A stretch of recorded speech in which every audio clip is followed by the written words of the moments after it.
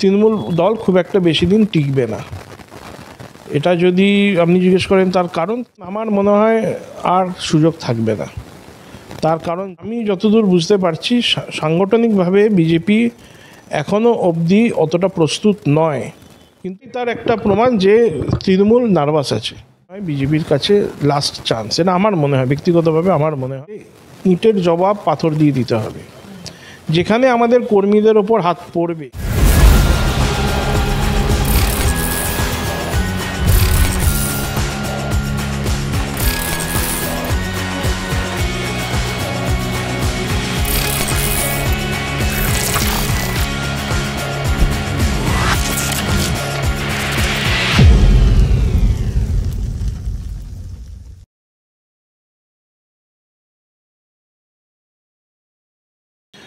দেখুন মাননীয় প্রধানমন্ত্রী রাষ্ট্রীয় যে হেডকোয়ার্টার আছে বিজেপির দিল্লি, সেখান থেকে যে বার্তা দিয়েছেন বিহারের ইলেকশন রেজাল্টের পর, এতে প্রচণ্ড গুরুত্ব ধরে।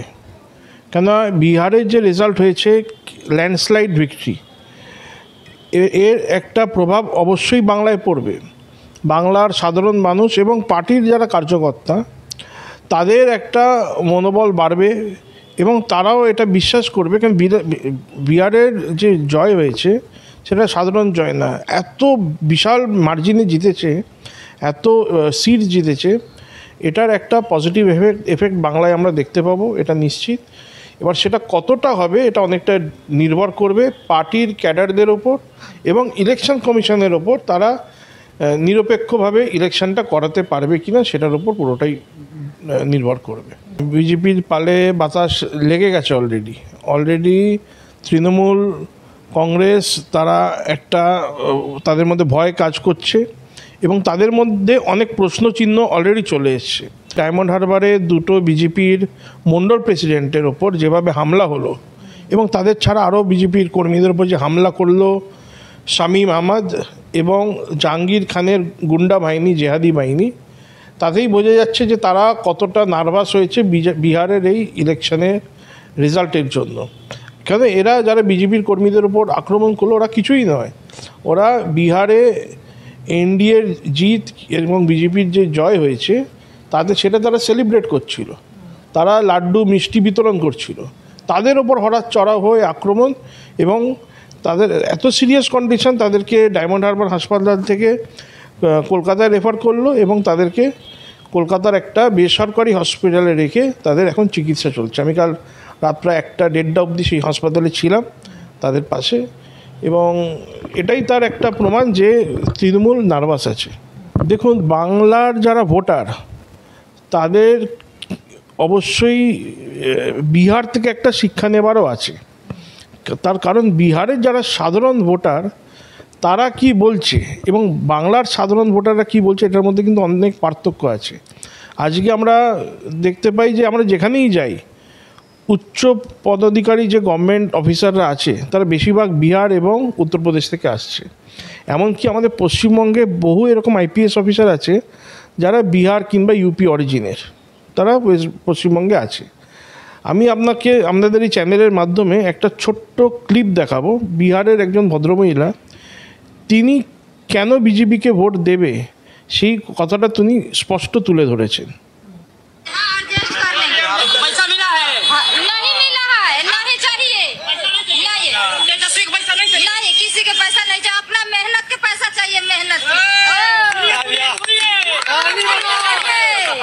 मेहनत के चाहिए, अपना बाजू के कमाई चाहिए, फालतू के पैसा नहीं चाहिए। हाँ हाँ आ रहा है, किसी बात के डर नहीं है। नहीं लगता है उनको लाना चाहिए क्या? हाँ एडजस्ट कर लेंगे। पैसा मिला है? नहीं मिला है, नहीं चाहिए। তিনি বলছেন যে আমার নিজের মেহনতের পয়সা দিয়ে, মানে রোজগারেই আমি কামাবো, খাবো, সুখী থাকবো, আমাদের অন্য কোনোভাবে পয়সার দরকার নেই। যেটা গভর্নমেন্ট দেবে, পয়সা দিয়ে আমাদের ভোট মোটিভেট করা যাবে না। সেখানেই আমাদের পশ্চিমবঙ্গের একজন ভোটার, আমাদের স্বামীর কাছ থেকে হাত পাততে হচ্ছে না, ধীরে দিচ্ছে 1000 টাকা, তাহলে খুব খুশি, আমাদের খুব পাততে চলে যাচ্ছে, এটা খুব খুশি। এই ভোটও খেলবে দিদি? হ্যাঁ নিশ্চয়ই খেলবে, খেলা হবে, খেলা হবে। নাম জোসা মালিক। দিদি 1000 টাকা। এই দেখুন, এটা হচ্ছে পশ্চিমবঙ্গের একটা সাধারণ ভদ্রমহিলা এবং বিহারের একজন ভদ্রমহিলার স্টেটমেন্ট, তাদের মনের ভাব। আমরা যতক্ষণ না এটাকে পরিবর্তন করতে পারবো ততক্ষণ কিন্তু আমাদের ছেলেমেয়েরা বড় হয়ে সেই উচ্চ আধিকারিকও হবে না, আর সেই ভালো জায়গাও গিয়ে পৌঁছবে না। সাধারণ মানুষ যারা এরকম মানুষ মানে মনোভাব যাদের, তাদেরও সন্তানরা কিন্তু দুর্নীতি কিংবা কুকর্মর মধ্যে তারাও ইনভলভ হয়ে যাবে। এই মানসিকতাটার পরিবর্তন দরকার, যে মানসিকতা মানুষের মধ্যে ইনজেক্ট করে দিয়েছে, এর পরিবর্তনটা অবশ্যই দরকার। তার কারণ আমাদের এই বাংলার গৌরবময় ইতিহাস, আমরা স্যাক্রিফাইস করেছি, বলিদান দিয়েছি। নেতাজি সুভাষচন্দ্র বোস থেকে এক একটা বড় বড় দিগ্গজ আমাদের মধ্যে ছিলেন, আমাদের এই বাংলার মাটি দিয়েছেন ভারতকে, পৃথিবীকে। নেতাজি নিজের এত বড় ক্যারিয়ারকে ত্যাগ করেছেন শুধুমাত্র ভারতের জন্য, দেশের জন্য। সেখানে আমরা আজকে 200, 500, 1000, 2000, 5000-এর জন্য আমরা পশ্চিমবঙ্গের মানুষ অনেকেই তাদেরকে ভুল বুঝিয়ে তাদের ভোট কিনে নেওয়া হচ্ছে, এবং দেশ বিরোধী অ্যাক্টিভিটির মধ্যে এই সরকার নিজেদের ক্যাডারদের এবং নিজেদেরকে যুক্ত করে রাখছে। তো এখানকার সিচুয়েশনের পরিবর্তনের জন্য এখানকার মানুষকেও পরিবর্তন হতে হবে, তাদের ভাবনা চিন্তার মধ্যেও পরিবর্তন আনতে হবে, তাহলেই কিন্তু এখানে পরিবর্তন হবে। শুধু ইলেকশন কমিশন যেটা করবে সেটা তো করবেই, কিন্তু সাধারণ মানুষেরও এটা বোঝা দরকার। দেখুন, মানুষ যেখানে লাভ পাবে, বেনিফিট পাবে, মানুষ সেদিকে থাকবে, এটা ঠিক, এতে কোনো মানে দ্বিতীয় বিকল্প নেই।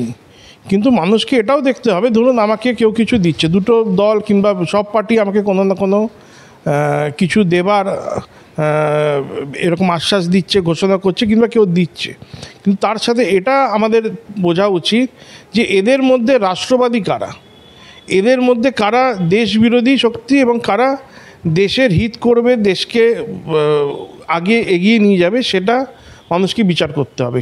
কেবলমাত্র ইনসেন্টিভ দিয়ে বিচার করলে হবে। ইনসেন্টিভ আছে, ঠিক আছে, পয়সার প্রয়োজন আছে, সুযোগের প্রয়োজন আছে, সেগুলো তো সব আছে, সেগুলো যে সরকারই আসুক সে সরকার কম বেশি দেবে। কিন্তু পশ্চিমবঙ্গের সাধারণ মানুষ, বিশেষ করে সনাতনীদের এটা বুঝতে হবে যে আমাদের ভবিষ্যৎ প্রজন্ম এবং আমাদের দেশের নিরাপত্তা এবং সুরক্ষা কাদের হাতে ভালো থাকবে, সেটা কি তৃণমূলের হাতে থাকতে পারে? তার তো কোনো কিছু আমরা এই গত 14 বছরে দেখতে পাইনি। একের পর এক দেশবিরোধী কাজ এই বাংলায় হয়েছে, মানুষদের আরও পিছিয়ে দিয়েছে, বেরোজগারি বেড়েছে, এখানকার ছেলেমেয়েরা যে যাই করুক তাদেরকে অন্য রাজ্যে গিয়ে বিশেষ করে বিজেপির রাজ্যগুলোতে গিয়ে ভালো ভালো জব চাকরি করতে হচ্ছে। দেখুন, আমি এখানকার মানুষদের একটাই কথা বলতে চাই, আপনাদের যদি তৃণমূল কংগ্রেসের যে সরকার আছে, যারা 1000 দিক, 2000 দিক, 2500 দিক, ভারতীয় জনতা পার্টি এখানে এলে তার থেকে অনেক বেশি তারা পাবে, বিভিন্ন রকমভাবে লাভবান হবে। শুধু ইনসেন্টিভ ব্যাংকের টাকা পৌঁছে যাবে সেটা না, সেটা তো হবেই হবে, কিন্তু তাছাড়া আরও অনেকভাবে লাভবান হবে। এখানে ইন্ডাস্ট্রি আসবে, বিভিন্ন রকম কোম্পানি আসবে, এবং চারিদিক থেকে পশ্চিমবঙ্গের উন্নয়ন হবে এবং সুরক্ষাও থাকবে। একটা অন্য প্রশ্নে আসি, যে বাংলায় বিজেপির মুখ্যমন্ত্রীর মুখ যদি ঘোষণা করে তাহলে কি বিহারের মতোই লাভবান হবে বলে আপনার মনে হয়? এবং সেক্ষেত্রে যদি তাই হয় তাহলে আপনার কি মনে হয় দল কাদের নির্বাচন করবে মুখ্যমন্ত্রীর মুখ হিসেবে? দেখুন, আমি পার্টির একজন মেম্বার, এবং আমি এটা মনে করি যে কেন্দ্রে যারা আছেন তারা যথেষ্ট এই বিষয়ে সচেতন, এবং তাদের ডিসিশানটাই ঠিক। তারা যদি নাম ঘোষণা করে কারোর, তারা ভেবেচিন্তে করবে, সেটাও তাদের কোনো একটা স্ট্র্যাটেজি, এবং সেটাই আমি ঠিক বলে মনে করি। বাংলার ক্ষেত্রে প্রত্যেক রাজ্যের আলাদা আলাদা সমীকরণ হয়, তো বাংলার ক্ষেত্রে হয়তো সেটাই ঠিক হবে। আমি রাজনৈতিক দিক দিয়ে অতটা অভিজ্ঞ নই এই বিষয়ে কমেন্ট করব। এখন বাম এবং কংগ্রেস দুজনেই হিন্দু ভোটকেই টার্গেট করবে, কারণ তারা জানে যে তারা মুসলিম ভোট পাবে না। মুসলিমরা প্রচণ্ড বুদ্ধি করে, কৌশল করে তারা ইলেকশনে ভাগ নেয়, ভোটিং করে। সেটা দেখে অন্তত বাংলার সনাতনীদের শেখা উচিত, এবং আমাদের এটা ভেবে নিতে হবে যে প্রত্যেক ভোট বিজেপি ছাড়া আমরা যাকেই ভোট দেবো সেই ভোটটা বৃথা যাবে, এবং সেটা আমাদেরই বিরুদ্ধে কাজে লাগবে। তৃণমূলকে দিলে সেটা তো তারা তো আবার তারা ক্ষমতায় থেকে হিন্দুদের কি দুর্দশা করেছে হিন্দুরা জানে। সরস্বতী পুজো করতে গেলে বাধা, দুর্গা পুজো করতে গেলে বাধা, দুর্গা পুজোর প্রসেশন বন্ধ হয়ে যাবে মহরমের জন্য। হিন্দুদের একের পর এক মানে হিন্দুদের গ্রাম জিহাদিদের মানে আতুরঘর হয়ে যাচ্ছে, সেগুলোতে কোনো মানে সরকারের কোনো পদক্ষেপ নেই। প্রত্যেক পাড়ায় পাড়ায় লাভ জিহাদ হচ্ছে, আমাদের মেয়েদেরকে নিয়ে যাচ্ছে, সেখানে পুলিশরা কিচ্ছু করছে না, একদম হাতে হাত দিয়ে বসে থাকছে। তো হিন্দুদের এটা ভেবে নিতে হবে, সনাতনীদের, যে আমাদের যদি বেঁচে থাকতে হয় আমাদের একমাত্র উপায় হচ্ছে ভারতীয় জনতা পার্টিকে ভোট দেওয়া। সিপিএম কংগ্রেসকে ভোট দিলে সেগুলো তো তৃণমূলকেই অক্সিজেন করে দেবে, এবং টিএমসিকে ভোট দিলে ডাইরেক্ট সেটা আমাদের বিরুদ্ধেই কাজে লাগবে, তারা কাজে লাগাবে। এবং কংগ্রেসের অবস্থা বিহারে কি হলো আমরা সকলে দেখে নিয়েছি। রাহুল গান্ধী 95খানে ইলেকশন লাগাতার হারলেন, 5টা হলে বা সেঞ্চুরি হয়ে যাবে ওনার ইলেকশন হারা। এবং সিপিএম পুরো ভারতবর্ষ থেকে মুছে গেছে প্রায়, খালি একটা জায়গায় কেরালায় মাঝে মাঝে আসে যায়, টিম করে তাদের জ্বলছে। সেই সিপিএম এর ইতিহাস বাংলার মানুষ জানে যে তারা ভারতপন্থী নয়, তারা চীন এবং পাকপন্থী। তাই সিপিএমকে ভোট দেওয়ার কোনো প্রশ্নই ওঠে না। আমরা আমাদের সংগঠনের পক্ষ থেকে আমরা বিশাল ক্যাম্পেইন করেছি এর আগে, এবারেরও ইলেকশনের সময় আমরা এই সিপিএমকে এক্সপোজ করার ক্যাম্পেইন আমরা চালাবো। বিহারে এনডিএ জোটের যে বুথ স্তরের সাংগঠনিক ভিত সেটা কিন্তু যথেষ্ট মজবুত ছিল, কারণ ওখানে ওটাই শাসক দল ছিল। সেখানে দাঁড়িয়ে পশ্চিমবঙ্গে শাসক দল তৃণমূল, এবং এখানে যে অবস্থা মানে প্রথম থেকেই দেখা যায় যে সন্ত্রাসের কারণে বহু জায়গাতেই বিজেপির বুথ লেভেলের মানে কর্মী দিতে পারে না বা তারা সেভাবে কাজ করতে পারে না। সুতরাং সাংগঠনিক স্তরে কিন্তু বেশ নড়বড়ে বিজেপি এখানে, এবং সেখান থেকে এসআইআরের সময় মানে বুথ লেভেলে সেখানে দেখা যাচ্ছে BLA 2 দিতেই পারেনি অনেক জায়গাতে বিজেপি।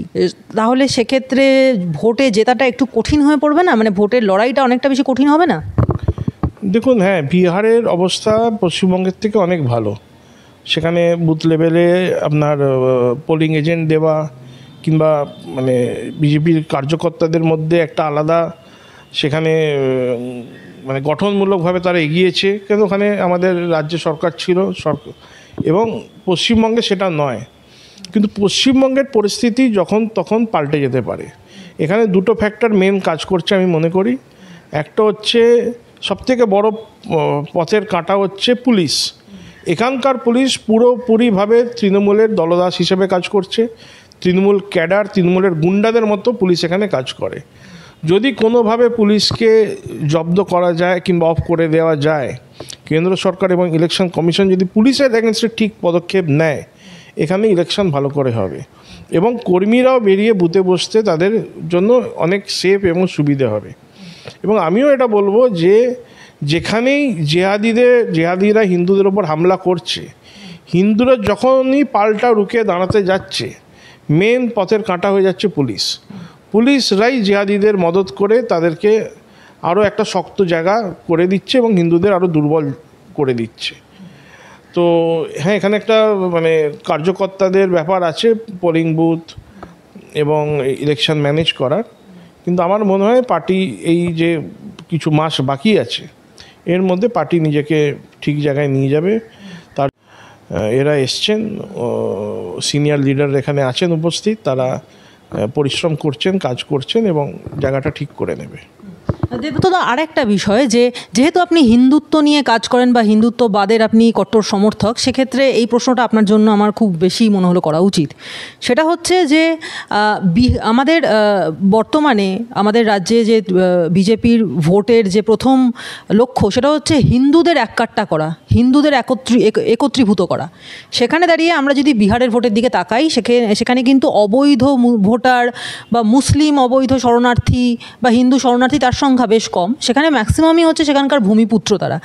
তো সেখান থেকে বাংলার অবৈধ ভোটার মানে অবৈধ মুসলিম শরণার্থী বা হিন্দু শরণার্থী বাংলাদেশ থেকে যারা এসছে তাদের সংখ্যা কিন্তু এখানে ভোটার যারা তাদের অর্ধেক। তো মোট জনসংখ্যার অর্ধেক হচ্ছে এই রকম ধরনের শরণার্থী বা বাংলাদেশি। সেখানে দাঁড়িয়ে যখন এসআইআর হবে, এসআইআরে হয়তো কিছুটা মুসলিম ভোটার তারা বাদ যাবেন, অবৈধ ভোটার বাদ যাবেন, কিন্তু যারা হিন্দু শরণার্থী তারা তো থেকেই যাবেন। এবং এখানে আরেকটা সমস্যা হলো, এই যারা বাংলাদেশ থেকে আসা শরণার্থী তাদেরকে প্রায় ব্রেন ওয়াশ করেছে হচ্ছে এই বাম সংগঠনগুলো, এবং এই ব্রেন ওয়াশ করার ফলে তারা একসময় বামেদের ভোটার ছিল, এখন বর্তমানে বামেরা যখন শূন্যতে চলে এসছে, সেখানে দাঁড়িয়ে এরা এখন তৃণমূলের ভোটার হয়ে উঠেছে। তাহলে সেক্ষেত্রে এই হিন্দু ভোটটাকে একত্রীভূত করবার জন্য, নিজেদের ফরে আনার জন্য কি স্ট্র্যাটেজি নিচ্ছেন আপনারা? দেখুন, হিন্দু ভোট এবারে ইলেকশনে দেখতে পাবেন অনেকটাই কনসলিডেট করে যাবে। হিন্দু ভোট পুরোপুরিভাবে বিজেপিতে আসবে এবং আমরা তার চেষ্টাও করছি, কিন্তু আমাদের সবথেকে এই কাজটাকে সহজ করে দিচ্ছে হচ্ছে বাংলাদেশে যা ঘটনা ঘটছে, সেই ঘটনা দেখে এখানকার হিন্দুরা এক হচ্ছে। মগরাহাট, উস্তি, মুর্শিদাবাদের যে ঘটনা, সেই ঘটনাগুলোর কারণে এখানকার হিন্দু এক হচ্ছে। মমতা বন্দ্যোপাধ্যায়ের নির্লজ্জ মুসলিম তোষণ, সেই কারণে এখানে হিন্দুরা এক হচ্ছে। ফিরহাদ হাকিমের যে বার্তা, যারা অহিন্দু হয়ে অমুসলমান হয়ে জন্মাচ্ছে তাদের দুর্ভাগ্য, হিন্দুদেরকে দাওয়াত দাও তারা যেন ইসলামে আসে, তাদের এই কথাবার্তা, তাদের এই ভাবনা চিন্তা হিন্দুদের আজকে এক করে দিচ্ছে। হিন্দু পরিবাররা যখন থানায় যাচ্ছে তাদেরকে লাথি মেরে তাড়িয়ে দেওয়া হচ্ছে, এবং মুসলিম যারা ওখানকার জেহাদি আছে, তৃণমূলের যারা হত্যাকর্তা আছে, তারা থানায় চেয়ারে বসে কথা বলছে। এই যে একটা আচরণ হিন্দুদের প্রতি, এটা হিন্দুদের এক করে দিচ্ছে। এবং সবথেকে বড় কথা, পেহেলগামের মতো যে ঘটনা, যেখানে হিন্দু পরিচয়ের জন্য, হিন্দু হবার জন্য পয়েন্ট ব্ল্যাঙ্কে নাম জিজ্ঞেস করছে এবং গুলি করছে। যারা গুলি মারলো জেহাদিরা, টেররিস্টরা, তারা কিন্তু জিজ্ঞেস করলো না তুমি কোন ভাষায় কথা বলো, তোমার জাত কি, তোমার ব্যাংকে কত ব্যাংক ব্যালেন্স কি আছে, তোমার এডুকেশনাল কোয়ালিফিকেশান কি, শুধু একটাই পরিচয় হিন্দু, মাথায় গুলি কি বুকে গুলি। এই যে ঘটনা আমাদের পশ্চিমবঙ্গের হিন্দুদের এক করে দিচ্ছে। তাই না? আবার আমাদের কাজটা সহজ, আমাদেরকে যারা শত্রু মনে করছে, কিংবা আমাদের যারা শত্রু, দেশকে যারা বিভাজন করেছে, তারাই আমাদের কাজটাকে সহজ করে দিচ্ছে। এবং এবারের যে ইলেকশান আসছে, এর ফল আমরা দেখতে পাবো। শুধুমাত্র ইলেকশানটা যেন ঠিকভাবে হয়, কাউন্টিংটা যেন ঠিকভাবে হয়, মানুষ যেন বেরিয়ে এসে ভোট দিতে পারে, সেই ব্যবস্থাটা আমাদের করতে হবে। মানুষের মধ্যে ভরসাটা জাগাতে হবে, এবং আমরা নিরন্তর সেই চেষ্টাটা করে যাচ্ছি। আপনি এক্ষুনি যে বিষয়টা বললেন যে মানুষ যাতে সুস্থভাবে ভোটটা দিতে পারে সেই চেষ্টা করতে হবে, মানুষের মধ্যে ভরসা জাগাতে হবে, কিন্তু এটা তো একটা হাস্যকর কথা না? কারণ সারা দেশে যখন ভোট হয়, সেই ভোটটা উৎসবের রূপ নেয়। এই যে বিহারে এরকম একটা তুমুল জয় দেখতে পেল বিজেপি, সেখানে এক ফোঁটা রক্ত ঝরেনি। সেখানে কাউন্টিংয়ের সময় কিন্তু বিরোধী দল একবারের জন্য বলেনি যে নতুন করে কাউন্ট করা হোক, সেক্ষেত্রে কোনো রকম কারচুপি হয়েছে, কোনোভাবেই এই খবর বাইরে আসেনি। কিন্তু পশ্চিমবঙ্গে ভোট পূর্ববর্তী এবং ভোট পরবর্তী হিংসা একটা খুব সাধারণ বিষয়। সেখানে রিগিং থেকে খুন, ধর্ষণ, জখম, এক্সটর্শন, কিডন্যাপিং, কি না চলে, বোমাবাজি, সমস্তই চলে। এবং ভোটের আগে এবং ভোটের পরে অন্তত কিছু না হলেও 10-15 জনের মৃতদেহ না হলে পরে যেন বাংলার ভোটের উৎসব হয় না। সেখানে দাঁড়িয়ে আপনারা যে শান্তিপূর্ণ নির্বাচন করবেন, এইসব রিগিং টিগিং ছাড়া সাধারণ মানুষ আপনাদের উপর ভরসা করবেন, এটা একটু হাস্যকর কথা হয়ে গেল না? দেখুন, আপনি যে কথাটা বললেন একদম বাস্তব। এই জন্য আমি আমাদের পার্টির কাছেও আমার একটা আবেদন আগেও ছিল, এখনও আছে। সেটা হচ্ছে যে আমি নিজে এটা বিশ্বাস করি যে ইঁটের জবাব পাথর দিয়ে দিতে হবে। যেখানে আমাদের কর্মীদের ওপর হাত পড়বে, সেখানে যেন আমরা উচিত জবাব দিতে পারি। কেবলমাত্র পুলিশের ওপর ভরসা করে থাকা, এটা চরম দুর্বলতার পরিচয়। কলকাতায় নয় 1 কিলোমিটারের মধ্যে পুলিশ স্টেশন আছে, গ্রামগঞ্জে 10 কিলোমিটার 15 কিলোমিটার দূরে পুলিশ স্টেশন, এবং পুলিশ এসেও যারা অত্যাচারিত তাদেরকেই বাঁশ দেয়। এবং সুরক্ষার জন্য হিন্দু সমাজকেও জাগ্রত হতে হবে, এবং ইটের জবাব পাথর দিয়ে দিতে হবে। এবং এই লাইনেও পার্টিকে কাজ করা দরকার, এটা আমার মনে হয়। যারা যারা এরকম টিট ফর ট্যাট কিংবা উচিত শিক্ষা দেওয়ার ক্ষমতা রাখে, সেরকম কর্মীদের, সেরকম মানুষদের পার্টির ব্যাকিং দেওয়া উচিত। সেই কাজটাই আমি চেষ্টা করি করার। আরেকটা বিষয়, যে সংখ্যালঘু ভোটের প্রসঙ্গে আসি, যে বিহারের তুলনায় কিন্তু বাংলায় সংখ্যালঘু অনেক বেশি, এবং সংখ্যালঘু ভোটের যে কনসলিডেট হওয়াটা সেটাও কিন্তু শুধুমাত্রই তৃণমূল কেন্দ্রিক। সেক্ষেত্রে সংখ্যালঘুরা মনে করেন যে বিজেপি তাদের বিরোধিতা করবে বা পরবর্তীকালে তাদেরকে দেশ থেকে তাড়িয়ে দেবে সিএ বা এনআরসি করে, এই ধরনের ঘটনা তাদেরকে বোঝানো হয়েছে, রীতিমতো তাদেরকে তৃণমূল বুঝিয়েছে। তো সেখানে দাঁড়িয়ে আপনার কি মনে হয় যে বিহারে কিন্তু সংখ্যালঘুদের ভোটটাও বিজেপি পেয়েছে, এখানেও কি তাহলে তারা নতুন কোনো বিকল্প খুঁজবে বা সংখ্যালঘু ভোটের ক্ষেত্রে সেই যে কনসলিডেট হয়ে থাকা তৃণমূলের দিকে সেটা ভেঙে গিয়ে বিজেপির দিকেও এবারে মানে বিশ্বাসের হাত তারা বাড়িয়ে দেবে? দেখুন, এটা পুরোটাই নির্ভর করছে সংখ্যালঘুদের ওপর। তারা যদি ভাবে যে তাদের উন্নয়নটা প্রয়োজন, উন্নয়ন মানে অর্থনৈতিক উন্নয়ন এবং বাকি যা আছে আর কি, কোয়ালিফিকেশান, এডুকেশান, সব কিছু এগুলো প্রয়োজন আছে, তাহলে তারা বিজেপিকে ভোট দেবে। এবং আমরা দেখেছি যে গুজরাট হোক কিংবা যে কোনো প্রদেশে যেখানে বিজেপি সরকারে আছে, সেখানকার মুসলিমদের পরিস্থিতি পশ্চিমবঙ্গ থেকে ভালো। তো এটা এবার তাদেরকে কলটা নিতে হবে, নাকি তারা সেই দেশ তোরো ভারত ভাঙো সেই মনোভাব নিয়েই তারা এখানে থাকবে। এবং আমার মনে হয় যে মানে বিজেপির যেটা প্রয়োজন উচিত, মানে আমাদের যেটা উচিত সেটা হচ্ছে হিন্দু ভোটকে কনসলিডেট করা। ঠিক যেরকমভাবে হিন্দুদের ওপর ভরসা, বিশ্বাস এবং সেই পরিস্থিতি আসামে তৈরি করতে পেরেছে, সেই কাজটা আমাদের এখানে কিন্তু সম্ভব। এবং যারা অবৈধ ভোটার, যারা বাংলাদেশ কিংবা পাকিস্তান থেকে এখানে এসছে, তাদেরকে তো এখান থেকে যেতে হবে। কিন্তু এখানকার যারা ভূমিপুত্র আছে তাদের তো এখান থেকে কেউ সরবার কথা বলছে না। এখানকার যারা মুসলিম তাদেরকে তো এখান থেকে কেউ সরবার কথা বলছে না। তারা যদি দেশবিরোধী কাজ করে সেটা আলাদা বিষয়, কিন্তু বাংলাদেশ থেকে কিংবা আরাকান থেকে যে রোহিঙ্গারা এসছে, মুসলিমরা এসছে, তাদের তো এই দেশে থাকারও কোনো অধিকার নেই, ভোট তো অনেক দূরের কথা। না, আপনি একটা জিনিস বললেন যে এই বিষয়টায় যে তারা বিহারের মতো উন্নয়ন চায় কি না, বা সারা দেশে সংখ্যালঘুরা যে উন্নয়নের আস্বাদ পাচ্ছে সেটা এখানকার সংখ্যালঘুরা পেতে চায় কি না, সেই ডিসিশন তাদেরকে নিতে হবে। কিন্তু সেখানে দাঁড়িয়ে একটা প্রশ্ন উঠছে যে আজকে যখন আমাদের রাজ্যের মুখ্যমন্ত্রীর প্রতি আহ্বান জানিয়ে বাংলাদেশি জামাত বা সেখানকার মৌলবাদী দলের সমস্ত হর্তাকর্তারা, যাদেরকে আমরা মোটামুটি জঙ্গি হিসাবেই ধরে নিয়েছি, তারা যখন বলছে যে আপনি আমাদের সঙ্গে যোগ দিন, আমরা অখণ্ড বাংলাদেশ গড়ব বা ইসলামী বাংলাদেশ গড়ব, সেখানে দাঁড়িয়ে আমাদের রাজ্যের মুখ্যমন্ত্রী মুখ খোলেন না। অথবা যখনই হিন্দুদের ওপর নারকীয় নির্যাতন হয় সেক্ষেত্রেও তিনি মুখ খোলেন না। এবং তারই সঙ্গে তার যারা সাঙ্গপাঙ্গ, তার মন্ত্রিসভার সদস্য, তারা মানে খুলেআম দাওয়াতে ইসলামের মানে কথা বলে থাকেন এবং বলেন যে মিনি পাকিস্তান হয়ে গেছে। তো এই ধরনের বক্তব্য রাখার পরেও কিন্তু দেখা যায়নি আমাদের রাজ্যের যিনি প্রধান, তার মুখ থেকে একটাও বিরোধী কথা বেরোতে, যে না এই কথাটা বলা উচিত হয়নি, কোনো স্টেটমেন্ট তিনি দেননি। সেখানে দাঁড়িয়ে যারা সংখ্যালঘু সম্প্রদায় রয়েছে তারা তো সবসময়ই মনে করে থাকবে যে তারাই মানে এই রাজ্যের যারা এখন মাথায় বসে রয়েছে তারাই তাদের আসল বন্ধু।